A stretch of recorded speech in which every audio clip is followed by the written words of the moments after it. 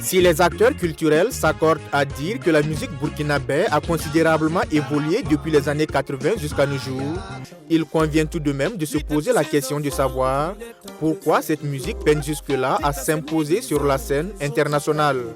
Pour l'artiste musicien Osibé Joanne, le problème réside dans le fait que le peuple burkinabé souffre d'un complexe d'infériorité. Je pense qu'au-delà de la musique, c'est d'abord le Burkina Faso a un problème de mentalité.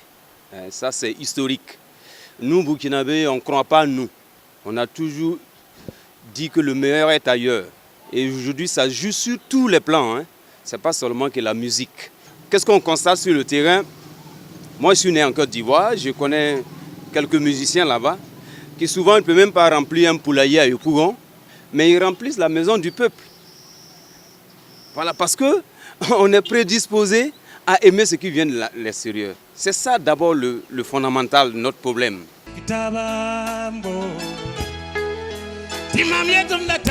Pour le journaliste culturel Malik Saga, au-delà du complexe d'infériorité, le problème de la musique burkinabé est à rechercher ailleurs, notamment dans la qualité des œuvres musicales proposées aux mélomanes. Le problème, ce n'est pas le consommateur. Le consommateur apprécie ce qu'il a envie d'apprécier. Il aime ce qu'il aime.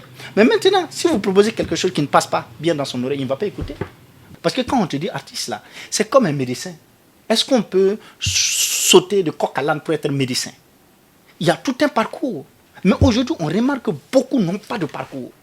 Aujourd'hui, 90% de musique burkinabé sont programmées. Pire, la jeune génération se complaît pour ce dernier dans un mimétisme aveugle. Conséquence, il n'y a aucune créativité dans les productions musicales. Les jeunes artistes, la génération actuelle, c'est-à-dire se met dans le mimétisme. Nous sommes dans le mimétisme musical. Ça fait qu'aujourd'hui, quand tu es dans le mimétisme, quand tu es dans la copie, tu ne peux pas t'imposer. Parce que entre la copie et l'original, c'est bien sûr que l'original qui va, qu'on préfère à la copie. Des talents comme Jean-Claude Bamoko, Georges Ouedraogo, Victor Démé, Roger Ouango, Issouf Compaoré, il en a existé et il en existe encore au Burkina Faso.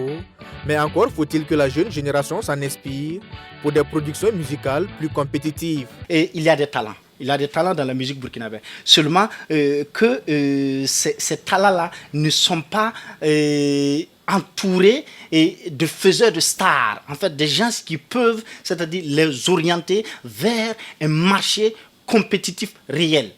Et ces jeunes talents sont entre les mains des filous.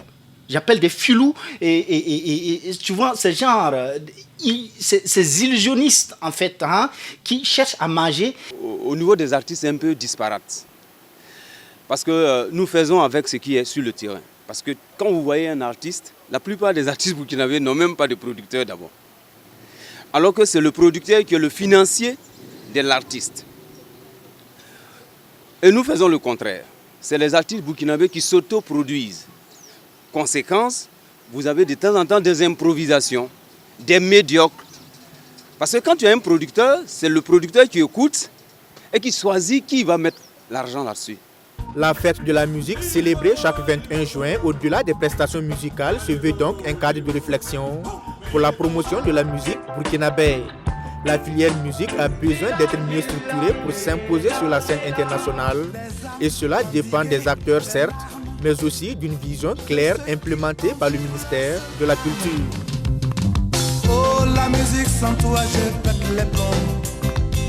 Rien de tel pour être d'aplomb.